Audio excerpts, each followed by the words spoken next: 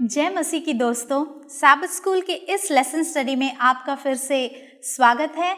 हम पाठ 7 पढ़ते आ रहे हैं और आज हम रविवार के शीर्षक को देखेंगे। जो शीर्षक हमें दिया गया है वह है अतीत का सामना करना। अतीत का सामना करना, यह घटना जो आज हम पढ़ने वाले हैं यह हमें उत्पत्ति के 42 चैप्टर में 7 to 20 वर्सेस में दिया गया है।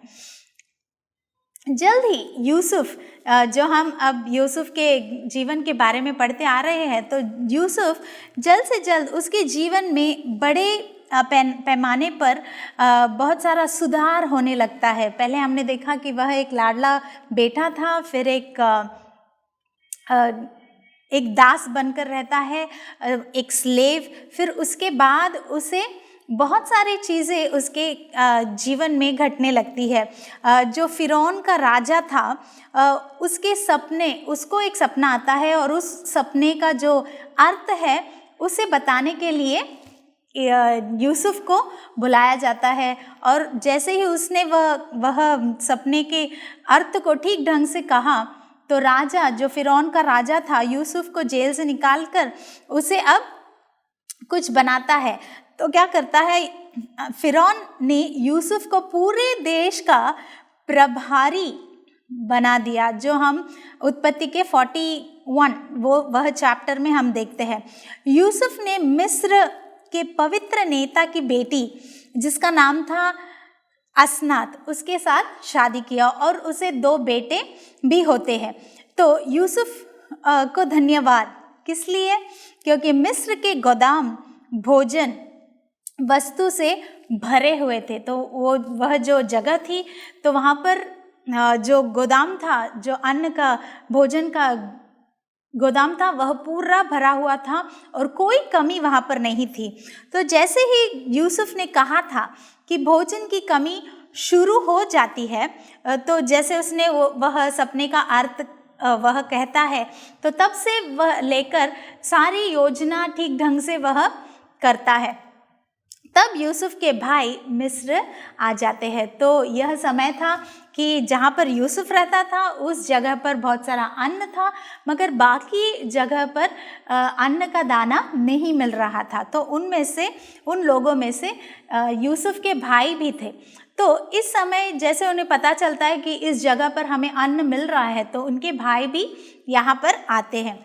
तो हम उत्पत्ति के 42 चैप्टर में जो यह वर्सेस हम पढ़ते हैं, तो वहाँ पर हमें एक प्रश्न उठता है कि यूसुफ और उसके भाइयों के बीच जो पहली मुलाकात के बारे में हम यहाँ पर पढ़ते हैं, हमें क्या नज़र आता है कि यूसुफ उनके साथ किस तरह पेश आता है। इतने सालों बाद जिसने हमें गलत कहा या बुरा, हमें कुछ बुरा किया है हमारे लिए, तो वह इंसान से जब हम मिलते हैं कई सालों बाद, तो हम कैसे रिएक्ट करते हैं, उनके साथ कैसा व्यवहार करते हैं। तो यूसुफ ने किस तरह का व्यवहार अपने भाइयों से किया, वह क्या करने की कोशिश कर रहा था, तो यह इसका जो जवाब है हमें इस लेसन में मिलता है। बहुत ही सुंदर ढंग से आज का जो विषय है उसका अध्ययन हम कर रहे हैं, अतीत का सामना करना। हर एक इंसान के जीवन में एक अतीत होता है, उस अतीत को हम कैसा सामना करते हैं वही हम आज इस पाठ से सीखने वाले हैं। तो यूसुफ अब एक बहुत ही ताकतवर आदमी था और वह चाहता तो अपने भाइयों से क्या करता, बदला लेता। तो आज के जीवन में अगर कोई इंसान हम पर कुछ गलत करता है या बुरा करता है, तो बदले की भावना छोटे बच्चे से लेके बड़े इंसान तक सबके दिलों में है। पर यहाँ यूसुफ वह एक बड़ा इंसान था, बहुत ही ताकतवर आदमी था। वह चाहता तो बदला लेता, मगर क्या उसने ऐसा किया? जी नहीं, उसने बदला नहीं लिया, वह बदला नहीं लेता। वह दया करना चाहता है और वह क्या चुनता है? दया करना वह चुनता है। तो हमें भी यह सीख मिलती है कि अगर हमारा अतीत हमसे बहुत सारी चीज़ें लिया हुआ होगा या बुरा वक्त हमें इस अतीत की वजह से आया होगा, लेकिन जब हमारे अतीत का सामना हम करते हैं तो उसे हम दया ही देना चाहिए, क्योंकि प्रभु भी यही चाहते हैं। तो वह घर पर अपने परिवार की चिंता करता था।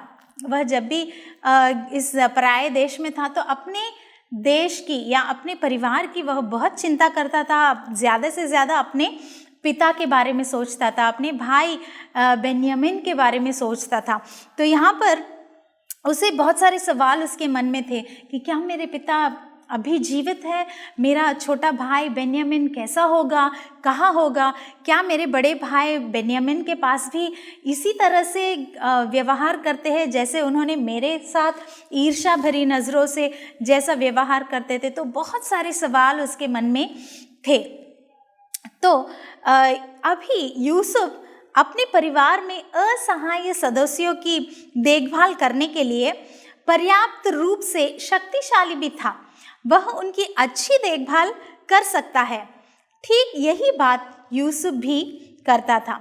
हमें यूसुफ की तरह यही काम करना चाहिए। जब हमारे परिवार के सदस्यों को परिवार के अन्य सदस्यों द्वारा नुकसान पहुंचाया जाता है तो हमें कभी भी इस व्यवहार को स्वीकार नहीं करना चाहिए। हमें प्रत्येक परमेश्वर हम में से प्रत्येक परमेश्वर की दृष्टि में अनमोल है। हाँ, हमारे परिवार के जो कोई भी सदस्य है, प्रत्येक इंसान प्रभु के लिए अनमोल है। तो अगर कोई इंसान दूसरे इंसान को चोट पहुंचाता है तो उसे हमें स्वीकार नहीं करना चाहिए, बल्कि उसकी मदद करने के लिए हमें आगे आना चाहिए। तो हम देखते हैं कि हम सभी के लिए प्रभु ने क्रूस पर कीमत दिया है। हमारे उद्धारकर्ता वह है ना। तो यहाँ पर हम मैथ्यू के 25 चैप्टर में 41 to 46 वह वचनों को आप पढ़िएगा, बहुत ही सुंदर ढंग से वहाँ पर प्रभु क्या कहते हैं। तो इसका जो समरी है, जो छोटा सा जो विषय है वहाँ पर दिया गया। तो जैसे प्रभु कहते हैं कि मैं भूखा था मगर तुमने मुझे खाना नहीं दिया, मैं बिना कपड़ों के था, तुमने मुझे क्या नहीं दिया, कपड़े नहीं दिलाए, मैं बीमार था, तुमने कभी मुझे आकर देखा नहीं, मेरी देखभाल नहीं की, मैं प्यासा था, तुमने मुझे पानी नहीं दिया। तो लोग पूछते हैं कि प्रभु तुम कब भूखे थे, तुम कब प्यासे थे, तुम कब बीमार थे कि हमने आपसे यह सब नहीं किया, हम तो तुम्हारे साथ ही है। तो फिर प्रभु ने उनको देखकर कहा कि इन भोले भाले लोगों से अगर तुमने एक इंसान को भी ऐसा कुछ किया तो तुमने मुझसे ही या मेरे लिए यह सब किया, ऐसा प्रभु उनसे कहते हैं। क्यों प्रभु इस इंसिडेंट को वहाँ पर बाइबल में देते हैं? हम अच्छी तरह से जानते हैं कि यीशु जो है हम में से हर एक को अपने खून से उन्होंने क्या किया है, खरीदा है, और हम उसी के हैं, हम किसी के हैं, हम प्रभु यीशु के हैं। और जो कोई भी दूसरे व्यक्ति पर हमला करता है और उन्हें चोट पहुंचाने की कोशिश करता है तो वह उस इंसान को नहीं बल्कि प्रभु को ही चोट पहुंचाता है। तो हमारे सदस्य, जो परिवार के सदस्य है, अगर हमने किसी को चोट पहुंचाया तो हमने उनको नहीं, प्रभु को चोट पहुंचाया। और उसी तरह से अगर कोई किसी इंसान को कुछ चीज़ चाहिए, ज़रूरत है, उस ज़रूरत को अगर आपने पूरा किया तो आपने उस ज़रूरत को किसके लिए पूरा किया? प्रभु के लिए किया।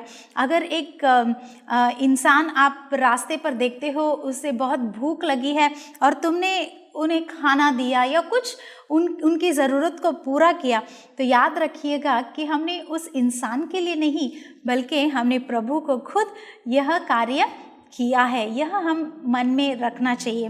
तो किसी को भी कुछ गलत करने के लिए जब कोई इंसान मजबूर करता है, यह गलत बात है, तो यह हमें नहीं करना चाहिए। या किसी के साथ मारपीट, झगड़ा, यह सब चीज़ें गलत है।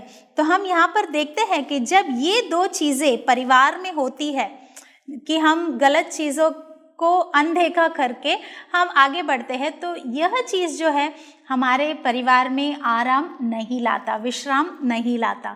बल्कि जब परिवारों में इस तरह की घटना घटती है, जब हम उसके विरुद्ध करते हैं और दूसरे को चोट पहुंचाने से हम बचाते हैं, उनकी मदद करते हैं, तभी हमारा अतीत कैसे भी ना हो, हमारे आज में हम बाकी जो कोई भी इंसान है जिससे भी हम मिलते हैं, उनके लिए हम जब अच्छा करते हैं, हम किसके लिए करते हैं? प्रभु के लिए करते हैं। तो इस पाठ में हम यही देखते हैं कि यूसुफ ने भी ऐसा ही किया, क्योंकि उसके भाइयों ने बहुत गलत किया था उसके लिए, उसके जीवन में उसे बेच दिया, उसे मारा, उसे ईर्ष्या की नज़र से देखा। मगर जब वक्त आता है तब अतीत का सामना यूसुफ ने बहुत ही अच्छी तरह से किया। किस तरह? दया दिखाकर। तो हमारे साथ बनी रहिएगा। इस पाठ में जो दया हमें दिखानी चाहिए दूसरों की तरफ, उसे हम दूसरों को दिखाए, दया करें। प्रभु यीशु के आशीर्वाद को हम पूरी ढंग से प्राप्त करें। हमारे साथ बने रहिएगा। प्रभु आपको आशीष दे।